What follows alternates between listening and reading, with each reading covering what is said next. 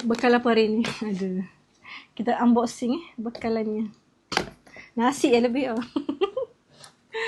Satu nasi. Kita makan nasi pulut tak nasi wangi. Kita memang tak makan nasi keras. Lauk pertama nasi. Lauk kedua nasi. Aduh. Okey, lauk ketiga ni. Okey. Ayam pedas. Okey. Yang pedas ni favourite Bewe kan. Dia ya. Tak apalah kalau dia nak bawa ke Bewe. Makan di sini ke makan di sini?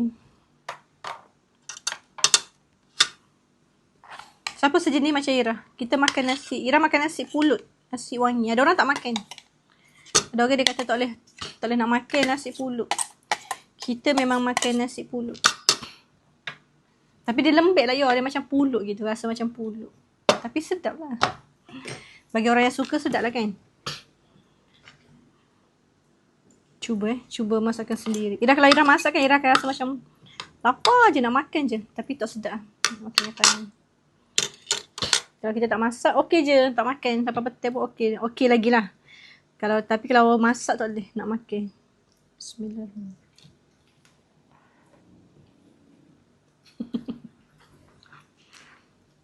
Nak puji sendiri tak boleh kan? Apa boleh lah. Boleh.